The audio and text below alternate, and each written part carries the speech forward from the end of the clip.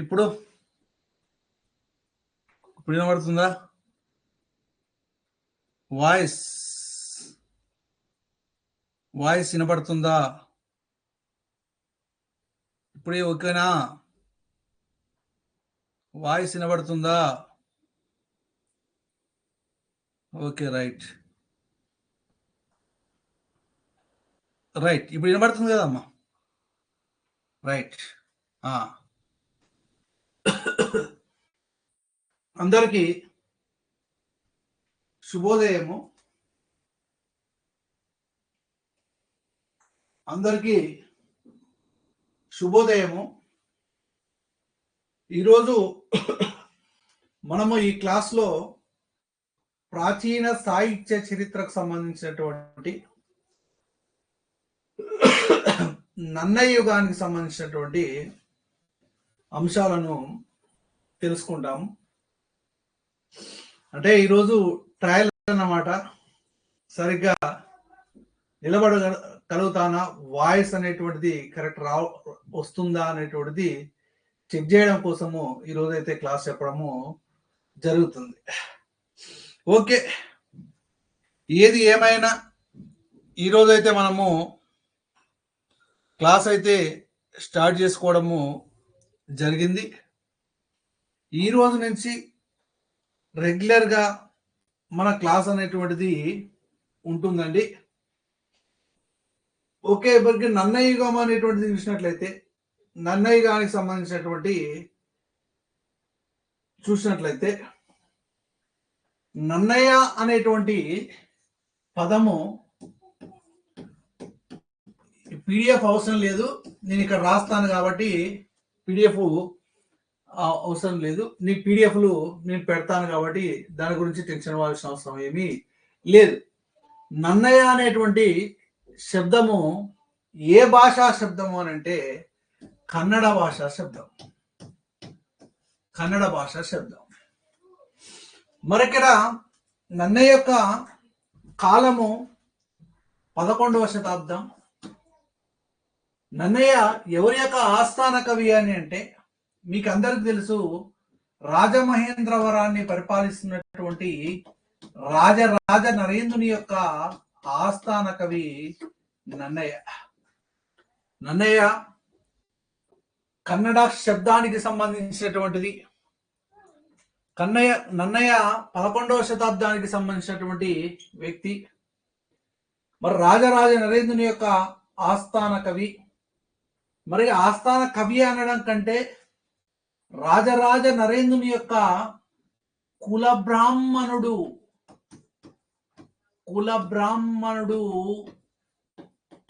Nannaya అనడము better. కుల బ్రాహ్మణుడు నన్నయ్య. మరి ఇక్కడ రాజరాజ నరేంద్రుడు ఏ వంశానికి సంబంధించినటువంటి రాజు అని చూసినట్లయితే తూర్పు చాళుక్య వంశానికి సంబంధించినటువంటి రాజు. మరి తూర్పు చాళుక్య ప్రభు అయినటువంటి రాజరాజ నరేంద్రుని యొక్క కుల బ్రాహ్మణుడే ఎవరు అని అంటే నన్నయ్య. నన్నయ్య అనేటువంటి శబ్దము కన్నడ శబ్దంగా మనము తెలుసుకోవచ్చు. ఇంకొక విషయం ఏంటంటే ఇక్కడ రాజరాజ నరేంద్రుని యొక్క మొదటి రాజధాని ఏమిటి అని అంటే బెజవాడ. తర్వాత రాజధాని ఏమిటి అని అంటే రాజమండ్రి. అదే రాజమహేంద్రవరం అని అనేటువంటి వాళ్ళు. ఓకే, మరి నన్నయ్య యొక్క ఇంటి పేరు ఏమిటి అని చూసినట్లయితే వాడ్రేవు అనేటువంటిది నన్నయ్య యొక్క ఇంటి పేరు. ఇక్కడ నన్నయ్య అనేటువంటి శబ్దము కన్నడ శబ్దము. నన్నయ్య ఎవరి యొక్క ఆస్థాన కవి అంటే రాజరాజ నరేంద్రుని యొక్క ఆస్థాన కవి. నన్నయ్య ఏ శతాబ్దానికి సంబంధించినటువంటి వ్యక్తి అని అంటే 11వ శతాబ్దానికి సంబంధించినటువంటి వ్యక్తి. 11వ శతాబ్దానికి సంబంధించినటువంటి వ్యక్తిగా మనము చెప్పుకోవచ్చు. నన్నయ్య యొక్క ఇంటి పేరు వాడ్రేవు అని ఎవరో అన్నారని ఎవరు చెప్పారు అని అంటే చెల్లపిల్ల వెంకట శాస్త్రి అనేటువంటి ఆయన చెప్పడము జరిగింది. చెల్లపిల్ల వెంకట శాస్త్రి అనేటువంటి ఆయన నన్నయ్య యొక్క ఇంటి పేరు వాడ్రేవు అని తెలియజెప్పడము జరిగింది. మరి నన్నయ్య యొక్క గోత్రము ఏ గోత్రము అని అంటే ముద్గల గోత్రం. ఓకే, ఇక్కడ రాజరాజ నరేంద్రునికి సంబంధించి చూసినట్లయితే ఒకసారి యూజీసీ నెట్ లో రాజరాజ నరేంద్రునికి సంబంధించినటువంటి ఒక ప్రశ్న అనేటువంటిది రావడము జరిగింది. ఏంటిది ఈ ప్రశ్న అని అంటే రాజరాజ నరేంద్రుని యొక్క తండ్రి ఎవరు, రాజరాజ నరేంద్రుని యొక్క తల్లి ఎవరు అని రావడం జరిగింది. రాజరాజ నరేంద్రుని యొక్క తల్లి ఎవరు అని అంటే రాజరాజ నరేంద్రుని యొక్క తల్లి ఎవరు అని అంటే కుందమాంబ, తండ్రి విమలాదిత్యుడు. తల్లి ఏమో కుందమాంబ, తండ్రి ఏమో విమలాదిత్యుడుగా మనము చెప్పుకోవచ్చు. ఓకే, మరి ఇంకా చూసినట్లయితే ఇక్కడ తల్లి రాజరాజ నరేంద్రుని యొక్క తల్లిదండ్రుల విషయానికి వచ్చినట్లయితే తల్లి ఏమో కుందమాంబ, తండ్రి విమలాదిత్యుడు. రాజరాజ నరేంద్రుని యొక్క భార్య ఎవరు అని అంటే అమ్మంగాదేవి. రాజరాజ నరేంద్రుని యొక్క మామ ఎవరు అని అంటే గంగైకొండ రాజేంద్ర చోళుడు అనేటువంటి ఆయన మామ. ఇక్కడ జాగ్రత్తగా గమనించాలి మనము. రాజరాజ నరేంద్రునికి సంబంధించి రాజరాజ నరేంద్రుని యొక్క తల్లి పేరు కుందమాంబ, తండ్రి పేరు విమలాదిత్యుడు. రాజరాజ నరేంద్రుని యొక్క భార్య అమ్మంగాదేవి. క్లాస్ రావడం లేదా? ఎందుకు రావట్లేదా నీకేం? రైట్, రాజరాజ నరేంద్రుని యొక్క భార్య పేరు అమ్మంగాదేవి. రాజరాజ నరేంద్రుని యొక్క మామ పేరు గంగైకొండ రాజేంద్ర చోళుడు. ఓకే, మరి ఇప్పుడు ఇది రాజరాజ నరేంద్రుని గురించి, నన్నయ్య గురించి. నన్నయ్య యొక్క బిరుదులు ఏమిటి అని అంటే ఆది కవి, వాగన శాసనుడు, శబ్ద శాసనుడు, విపుల శబ్ద శాసనుడు,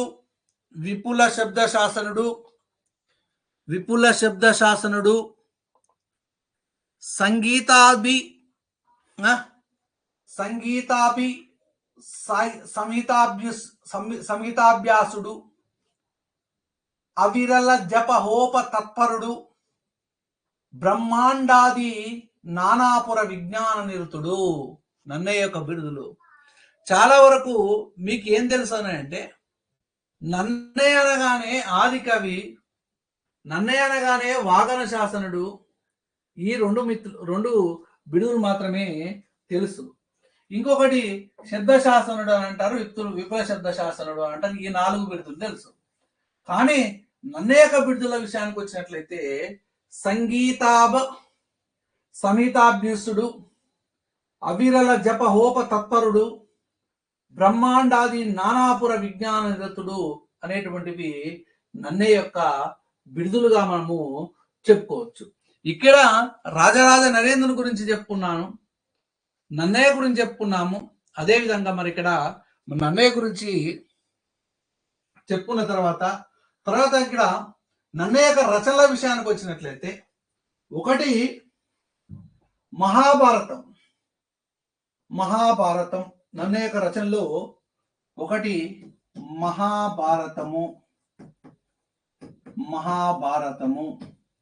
మహాభారతంలో 18 పర్వాలలో ఆది పర్వము, సభా పర్వము, అరణ్య పర్వములోని చతుర్దశ్వాసములో 142వ పద్యం వరకు నన్నయ్య మహాభారతాన్ని రాసిండు. ఇంకొకటి ఆంధ్ర శబ్ద చింతామణి,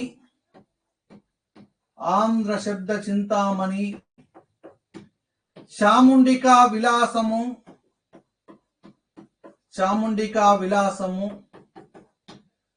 నవనాద చరిత్ర,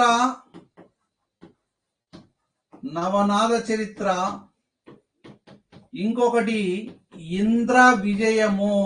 ఇవి నన్నయ్య యొక్క రచనలు. నన్నయ్య యొక్క బిరుదులు చెప్పుకున్నాము, ఇప్పుడు నన్నయ్య యొక్క రచనలు చెప్పుకున్నాము. మహాభారతము, తెలుగు మహాభారతంలో ఆది పర్వము, సభాపర్వము, అరణ్య పర్వములోని చతుర్ద్వాసాసములో 142వ పద్యం వరకు రాసింది. ఓకే, మరి ఆది పర్వము, సభాపర్వం, అరణ్య పర్వం వీటి గురించి కూడా మా తర్వాత తెలుసుకుంటాం. ఆంధ్ర శబ్ద చింతామణి అనేటువంటి వ్యాకరణ గ్రంథాన్ని రాసిండు. చాముండికా విలాసం రాసిండు, ఇది అలభ్య రచన. నవనాథ చరిత్ర, ఇంద్ర విజయం అనేటువంటివి రాసిండు. ఈ మూడు, చాముండికా విలాసము, నవనాథ చరిత్ర, ఇంద్ర విజయం, ఈ మూడు అలభ్య రచనలు. మరి నన్నయ్య యొక్క తండ్రి పేరు ఏం పేరు అని అంటే భీమన భట్టు. తండ్రి పేరు ఏం పేరు అంటే భీమన భట్టు. ఈ చాముండికా విలాసానికి మరొక పేరు ఏం పేరు అని అంటే చౌడీశ్వరి విలాసము. చౌడీశ్వరి విలాసము. ఓకే, ఇక్కడ మనకు రెండేమో లభ్య రచనలు. ఏమేమి లభ్య రచనలు? మహాభారతము, ఆంధ్ర శబ్ద చింతామణి రెండు లభ్య రచనలు. ఈ మూడేమో అలభ్య రచనలు. చాముండికా విలాసము, ఈ చౌడీశ్వర విలాసము, నవనాథ చరిత్ర, ఈ మూడు ఏమో అలభ్య రచనలు. ఓకేనా? రైట్. ఇవి నన్నయ్య యొక్క రచనలకు సంబంధించినటువంటి. తర్వాత నన్నయ్యకు ముందు ఉన్నటువంటి కవులు ఎవరున్నారు, నన్నయ్యకు ముందు ఇంకా ఎవరైనా కవులు ఉన్నారా అనేటువంటి విషయం కూడా మనం చూడాల్సినటువంటి అవసరం ఉన్నది. నన్నయ్యకు ముందున్నటువంటి కవులు పద్యాలు మడికి సింగన్న సకల నీతి సమ్మతంలో, వేడూరు ప్రభాకర్ శాస్త్రి ప్రబంధ రత్నావళిలో పేర్కొనడం జరిగింది. మరి నన్నయ్యకు ముందు ఇంకెవరైనా కవులు ఉన్నారా అని చూసినట్లయితే జాగ్రత్తగా గమనించాలి. నన్నయ్యకు ముందు ఉన్నటువంటి కవి పద్మకవి. ఈయన పేరే పంపకవి. ఈయన పేరే పంపకవి. రైట్. పద్మకవి, పంపకవి. ఈయన పేరే పంపకవి. పీడిఎఫ్ ఏం చూడకండి, ఇక్కడ నేను రాసేవే చూడండి. ఓకే, మరి ఇక్కడ ఈ పద్మకవి లేదా పంపకవి ఏ కాలానికి సంబంధించిన వ్యక్తి అని అంటే క్రీస్తకము 941 సంవత్సరానికి చెందినటువంటి వాడు. ఈయన కరీంనగర్ జిల్లా వేములవాడను పరిపాలించినటువంటి అరికేసరి యొక్క ఆస్థాన కవి. కరీంనగర్ జిల్లా వేములవాడ ప్రాంతానికి సంబంధించి ఆయన వేములవాడ ప్రాంతాన్ని పరిపాలించినటువంటి అరికేసరి యొక్క ఆస్థాన కవి ఎవరు అనంటే పంపకవి. ఈ పంపకవి లేదా పద్మకవి యొక్క సోదరుడే ఎవరు అనంటే జినవల్లభుడు పంపకవి యొక్క సోదరుడు. అదే పంపకవి అని అంటే ఈయన కన్నడంలో ఆదికవిగా మనము చెప్పుకోవచ్చు. మరి పంపకవి యొక్క రచనలు ఏమిటి? పంపకవి లేదా పద్మకవి యొక్క రచనలు ఏంటి అంటే జినేంద్ర పురాణం అనేటువంటి రచన చేసిండు. జినేంద్ర పురాణం ఇది తెలుగులో. రెండోది విక్రమార్జున విజయము.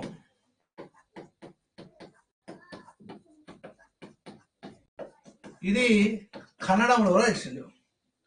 ఓకే, మరి ఇక్కడ ఈ పంపకవి లేదా పద్మకవి యొక్క గురువు ఎవరు అనంటే జినేంద్రముని. పంపకవి యొక్క గురువు ఎవరు అనంటే జినేంద్రముని. ఈ జినేంద్రముని యొక్క చరిత్రను జినేంద్ర పురాణం అనేటువంటి పేరుతోటి తెలుగులో రచించిండు. కానీ ఈ జినేంద్ర పురాణం అనేటువంటిది పూర్తిగా మనకు లభ్యము కాలేదు. ఒక సీసపద్యము మాత్రమే లభించింది. ఒకవేళ ఈ జినేంద్ర పురాణం గిట్లా మొత్తం మనకు లభించినట్లయితే తెలుగులో తొలి కావ్యము అదే అయ్యేది. విక్రమార్జున విజయం కన్నడంలో రాసిండు.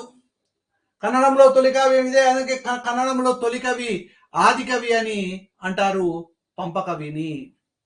పంపకవి యొక్క సోదరుడే జినవల్లభుడు. కూర్గ్యాల శాసనాన్ని రాసినటువంటి వ్యక్తి జినవల్లభుని యొక్క సోదరుడే ఈ పంపకవి. ఈ పంపకవికి మరొక పేరు ఏం పేరు అని అంటే పద్మకవి అని పేరు. తర్వాత ఉన్నటువంటి ఇంకొక కవి సర్వదేవుడు. ఈ సర్వదేవుడు యొక్క రచనలు ఆదిపురాణము, విరాట పర్వం. ఈ ఆదిపురాణం కూడా ఒక కందము, ఒక మత్తేపం మాత్రమే లభ్యము. తర్వాత విరాట పర్వం ఒక శిశ పద్యం మాత్రమే లభ్యం. Okay, right. తర్వాత గజాంకుశుడు అనేటువంటి ఒక కవి, గజాంకుశుడు. ఈ గజాంకుశుడు అనేటువంటి ఆయన, ఈ కవిని గురించి మడికి సింగన్న అనేటువంటి ఆయన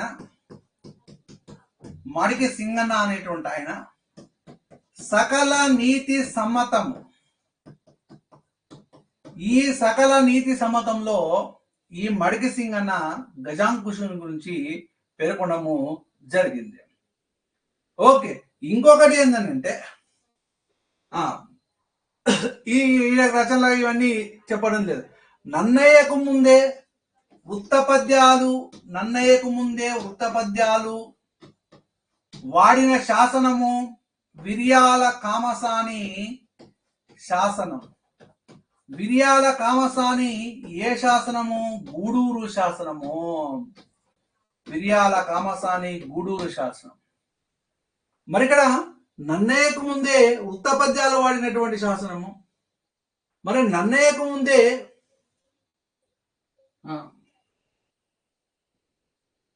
నన్నయ్యకు ముందు శాసనాలలో తర్వోజ అనేటువంటి పద్యము, తర్వోజ, తర్వాత సీసము, మధ్యాకర, నెక్స్ట్ కంబము, రగడలు,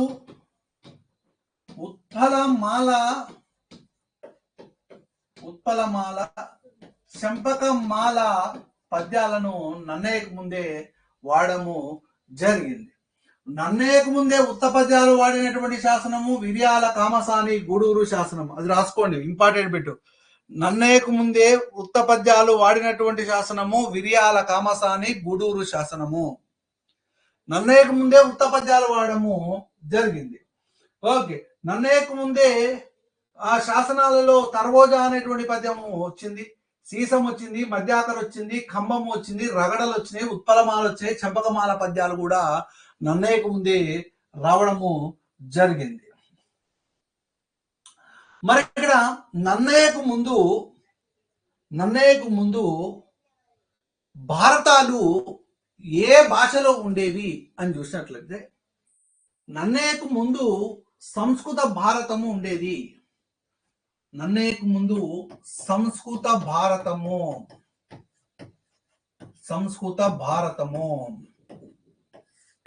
రైట్. ఈ సంస్కృత భారతాన్ని ఎవరు రాశారు అని అంటే వేదవ్యాసుడు రాశాడు. ఈ వేదవ్యాసుడు రాసిన సంస్కృత భారతంలో ఎన్ని పర్వాలు ఉన్నాయనంటే 100 పర్వాలు ఉన్నాయి. ఈ 100 పర్వాలలో మొదటి పర్వము పేరేం పేరు అని అంటే మొదటి పర్వం పేరు పౌష్య పర్వము. చివరి పర్వం పేరు ఏం పేరు అని అంటే భవిష్య పర్వము. ఇది చాలా చాలా చాలా చాలా చాలా చాలా చాలా ఇంపార్టెంట్. చాలా ఇంపార్టెంట్. సంస్కృత భారతములో ఉన్నటువంటి పర్వాల సంఖ్య 100. సంస్కృత భారతంలో ఉన్నటువంటి పర్వాల సంఖ్య 100. ఈ 100 పర్వాలలో మొదటి పర్వం పేరు పౌష్య పర్వం, చివరి పర్వం పేరు భవిష్య పర్వం. చివరి పర్వం పేరు ఏం పేరు అంటే భవిష్య పర్వం. ఓకే, ఈ సంస్కృత భారతానికి ఏమేం పేర్లు ఉన్నాయి అని చూసినట్లయితే ఒకటి జయకావ్యము అనేటువంటి పేరుంది. జయకావ్యము అని అంటే సంస్కృత భారతానికి ఉన్నటువంటి ఇంకొక పేరు. సంస్కృత భారతానికి ఇంకొక పేరు కూడా ఉన్నది, జయ సంహిత అనేటువంటి పేరు కూడా ఉన్నది. సంస్కృత భారతానికి ఇంకొక పేరు కూడా ఉన్నది, అదే పంచమ వేదము అనేటువంటి పేరు ఉన్నది. సంస్కృత భారతానికి ఇంకొక పేరు కూడా ఉన్నది, సారం పర్వణి అనేటువంటి పేరు ఉన్నది. సారం పర్వణి అనేటువంటి పేరు ఉన్నది. సంస్కృత భారతానికి ఉన్నటువంటి పేర్లు: 1 జయకావ్యము, 2 జయ సంహిత, 3 పంచమ వేదము, 4 సారం పర్వణి అనేటువంటి 4 పేర్లు ఉన్నాయి. ఓకే, మరి ఇక్కడ వ్యాసుడు ఈ సంస్కృత భారతాన్ని ఎవరు రాశారు అని అంటే వేదవ్యాసుడు రాశాడు. వేదవ్యాసుడు వ్యాస భారతమును శాస్త్రేతిహాసము అని అన్నారు, శాస్త్రేతిహాసము అని అన్నారు. నన్నయ్య భారతాన్ని ఏమో కావ్యేతిహాసము అని అన్నారు. ఇంపార్టెంట్ బిట్ ఇది. నన్నయ్య భారతాన్ని కావ్యేతిహాసము, కావ్యేతిహాసము. సంస్కృత భారతాన్ని ఏమన్నారంటే శాస్త్రేతిహాసము. మరి ఇక్కడ ఈ సంస్కృత భారతాన్ని వేదవ్యాసుడు రాశాడా చెప్పాడా అని అంటే చెప్పిండు. వేదవ్యాసుడు చెబుతుంటే వినాయకుడు ఈ భారతాన్ని ఆపకుండా రాసిండు అనంట. అంటే వేదవ్యాసుడు భారతాన్ని చెబుతుంటే వినాయకుడు ఆపకుండా రాసిండు. మళ్ళా ఈ మహాభారత కథను వేదవ్యాసుడు చెప్తుంటే వినాయకుడు రాసిండు, బానే ఉన్నది. ఈ వినాయకుడు రాసినటువంటి ఈ మహాభారత కథను ఎవరితో చెప్పారు అని అంటే వైశంపాయనుడు జనమేజయునికి చెప్పిండు. ఎవరికి చెప్పారు అని అంటే ఇది చాలా చాలా చాలా చాలా చాలా ఇంపార్టెంట్. వైశంపాయనుడు జనమేజయునికి ఈ భారతాన్ని చెప్పడము జరిగింది. వైశంపాయనుడు జనమేజయుడు. ఈ జనమేజయుడు ఎవరు అని అంటే పరీక్షిత్ మహారాజు కొడుకు. ఈ పరీక్షిత్ మహారాజు ఎవరు అని అంటే అభిమన్యుని యొక్క కొడుకు. అభిమన్యుడు ఎవరు? అర్జునుడి యొక్క కొడుకు. అర్జునుడు ఎవరు? పాండురాజు యొక్క కొడుకు. అంటే ఇట్లా అంటే జనమేజయునికి తన తాత ముత్తాతల గురించి తన వంశాన్ని తెలుసుకోవాలనేటువంటి కోరిక కలిగినప్పుడు, తెలుసుకోవాలనేటువంటి ఆశ కలిగినప్పుడు వ్యాస మహర్షిని మరి అడిగినప్పుడు వ్యాస మహర్షి తన శిష్యుడైనటువంటి వైశంపాయనుని చెప్పడం జరిగింది. ఆ వైశంపాయనుడు జనమేజయునికి చెప్పినటువంటి భారతమే ఈ భారతము. ఓకే ఓకే మరి నన్నయ్య వ్యాసుని ఏమన్నాడు అని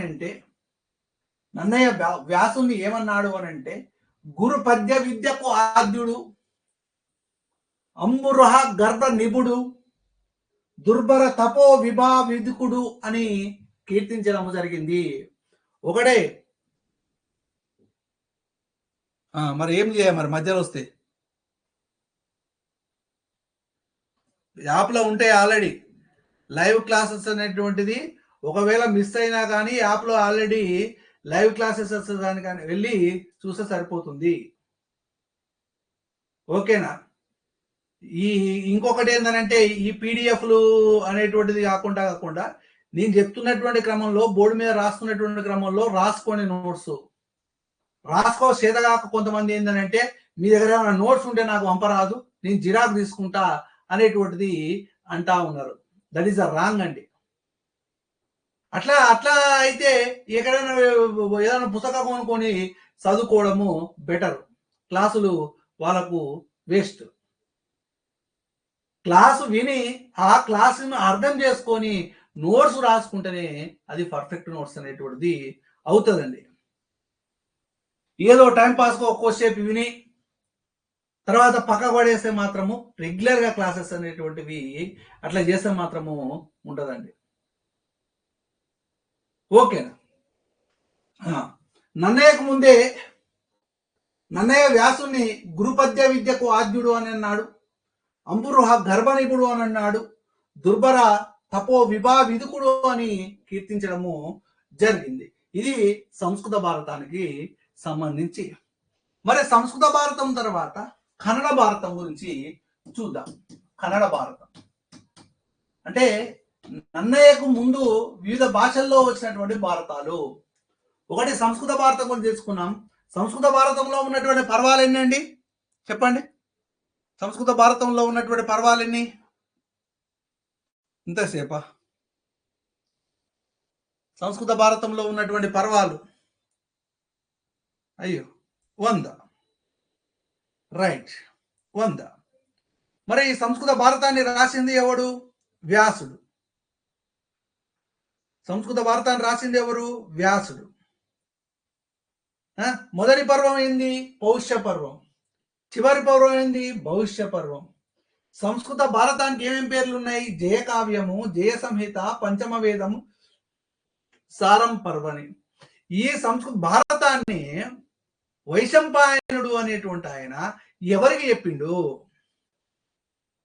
వైశంపాయనుడు ఎవరికి చెప్పిండు? సంస్కృత భారతాన్ని, ఈ భారతాన్ని వైశంపాయనుడు ఎవరికి చెప్పాడు? జనమేజయునికి చెప్పాడు. ఈ జనమేజయుడు ఎవరి యొక్క కుమారుడు? జనమేజయుడు ఎవరి యొక్క కుమారుడు? పరీక్షిత్ మహారాజు యొక్క కుమారుడు. పరీక్షిత్ మహారాజు ఎవరి యొక్క కుమారుడు?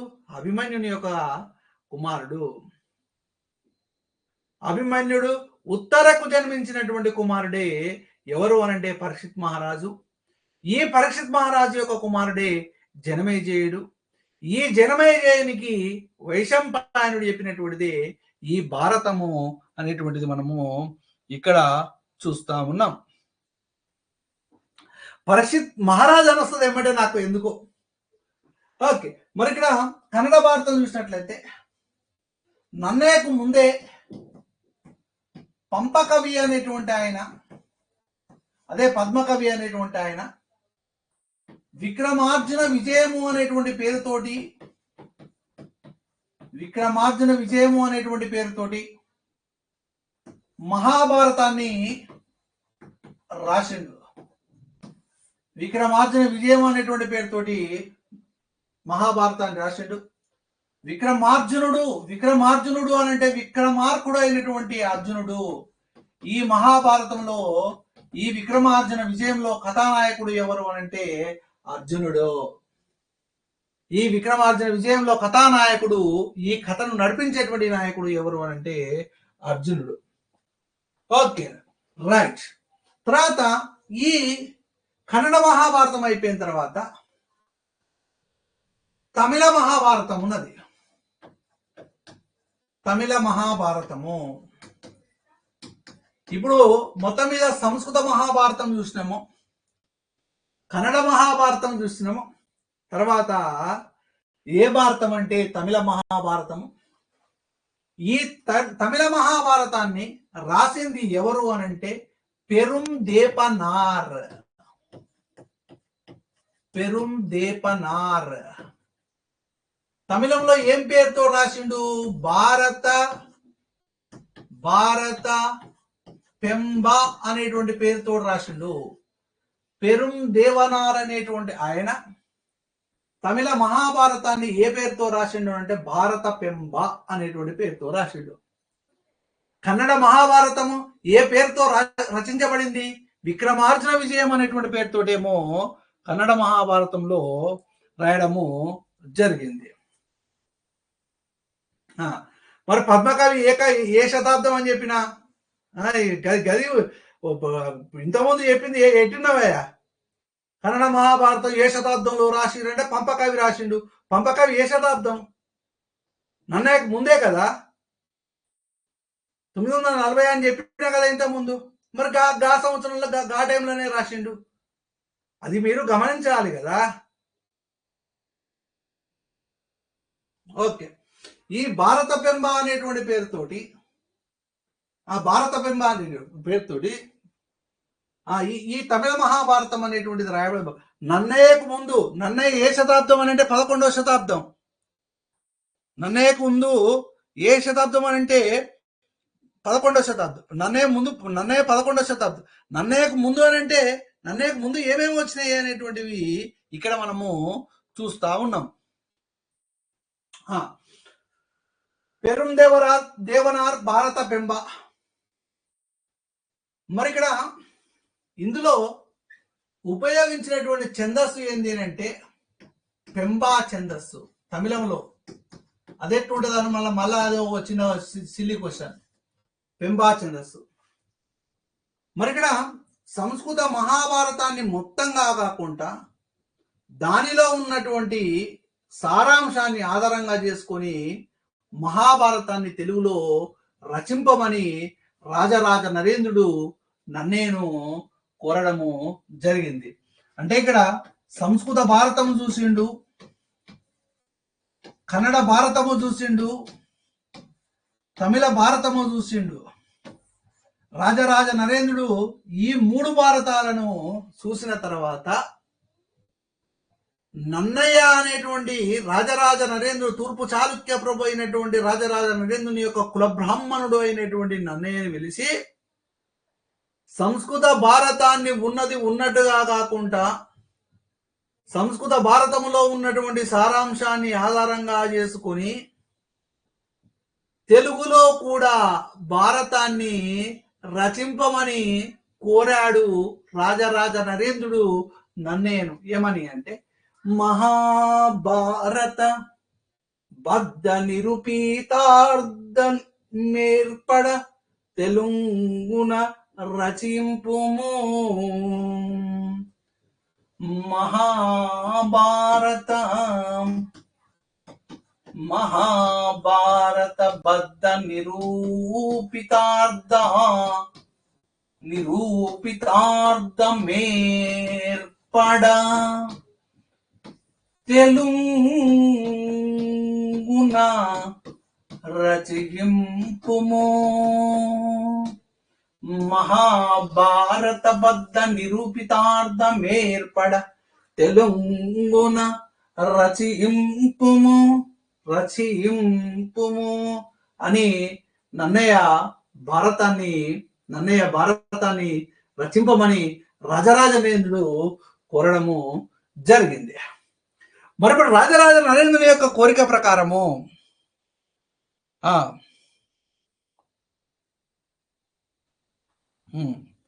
రాజరాజ నరేంద్రుని యొక్క కోరిక ప్రకారము నన్నయ్య భారతంలో తొలి శ్లోకము ఏమిటి అని అంటే వెంబా ఛందస్సు. ఇది పెంబా ఛందస్సు కాదు, వెంబా ఛందస్సు. సారీ, వెంబా ఛందస్సు. భారత వెంబ అని కూడా అంటారు. భారత వెంబ, భారత వెంబ అనేది వెంబా ఛందస్సు. అంటే తమిళంలో ఉన్నటువంటి ఒక ఛందస్సు. Okay, right. నన్నయ్య భారతంలో తొలి శ్లోకము ఏమిటి అని అంటే శ్రీవాణి గిరిజాక్షరాయ దదతో వక్షముఖ. ఇది శ్లోకం. శ్రీవాణి గిరిజాక్షరాయ దదతో వక్షోముఖ అంటే ఈ శ్లోకము గురించి ఒకసారి అడిగిండు. ఎవరి గురించి తెలియజేస్తుంది అంటే ఈ శ్లోకము శ్రీ అని అంటే లక్ష్మీదేవి, వాణి అంటే సరస్వతి, గిరిజ అంటే పార్వతి. మళ్ళొకసారి, లక్ష్మీదేవి, సరస్వతి, పార్వతి. లక్ష్మీదేవి యొక్క భర్త విష్ణువు, సరస్వతి యొక్క భర్త బ్రహ్మ, పార్వతి యొక్క భర్త శివుడు. ఈ ముగ్గురిని కలిపి ఏమంటారు? ఈ ముగ్గురిని కలిపి ఏమంటారు? ఈ ముగ్గురిని కలిపి త్రిమూర్తులు అని అంటారు. అంటే ఈ శ్రీవాణి గిరిజాక్షరాయ దదతో వక్షోముఖ అనేటువంటి శ్లోకము ఎవరిని తెలియజేస్తుంది అంటే త్రిమూర్తుల గురించి తెలియజేస్తుంది. ఇది ఇంపార్టెంట్. ఒకసారి ఒక ప్రశ్న వచ్చింది. మరి ఈ శ్లోకం సంస్కృతంలో ఏ ఏ ఏ ఛందస్సులో ఉన్నది అని అంటే శార్దూలంలో ఉన్నది. మరి ఇక్కడ నన్నయ్య భారతంలో గల ఒకే ఒక శ్లోకము సంస్కృత శ్లోకము శ్రీవాణి గిరిజాచరాయ. ఈ శ్లోకము అవతారిక యొక్క ప్రారంభంలో గలదు. నన్నయ్య యొక్క అవతారిక యొక్క ప్రారంభంలో గలదు. మరి ఈ అవతారికలో శ్రీవాణి గిరిజాక్షరాయ దళతో వక్షోముఖ అనేటువంటి శ్లోకము తర్వాత వచనాన్ని ప్రయోగించడము జరిగింది. మరి నన్నయ్య భారతంలో గ్రంథస్థమైనటువంటి తొలి తెలుగు పద్యము ఏమిటి అని అంటే రాజకులైక భూషణుడు రాజకులైక భూషణుడు రాజ మనోహరుండు రాజకులైక భూషణుండు రాజ మనోహరుండు రాజకులైక భూషణుండు రాజ మనోహరుండు. నన్నయ్య భారతంలో మొట్టమొదటి పద్యం తెలుగు పద్యం. తెలుగు పద్యం ఇది గుర్తుపెట్టుకోండి. మరి శ్రీవాణి గిరిజాక్షరాయ అనేటువంటి సంస్కృత శ్లోకం ఇది శార్దూలంలో ఉన్నది. రాజకులైక భూషణుండు రాజ మనోహరుండు. మన నన్నయ్య భారతంలో చివరి పద్యము మొట్టమొదటి పద్యము ఇది రాజకులైక భూషణం. చివరి పద్యం ఏంటంటే శారద రాత్రులు ఉజ్వల అనేటువంటి పద్యం. శారద రాత్రులు ఉజ్వల. నన్నయ్య భారతంలో మొదటి వృత్తాంతం ఏమిటి అని అంటే పరశురాముడి వృత్తాంతం.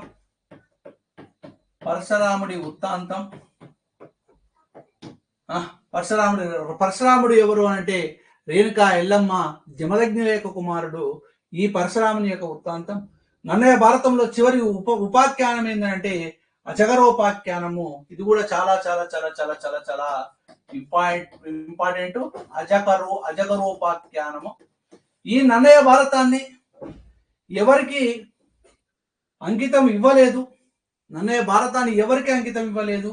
నన్నయ్య మహాభారత కృతి నన్నయ్య మహాభారతాన్ని రాసిన తర్వాత రచన యొక్క శ్రోత ఎవరు అనంటే విన్నది ఎవరు అనంటే రాజరాజ నరేంద్రుడు. నన్నయ్య తన భారతాన్ని ఎవరికి అంకితము ఇవ్వలేదు. ఇది చాలా చాలా చాలా చాలా చాలా చాలా ఇంపార్టెంట్. చాలా మంది ఏమనుకుంటారంటే నన్నయ్య భారతాన్ని రాసిండే కదా, నన్నయ్య భారతాన్ని ఎవరికి అంకితం ఇచ్చాడు అని అంటే రాజరాజ నరేంద్రునికి అంకితం ఇచ్చాడు అని అనుకుంటారు. కానీ నన్నయ్య తన భారతాన్ని రాజరాజ నరేంద్రునికి అంకితం ఏమీ లేదు.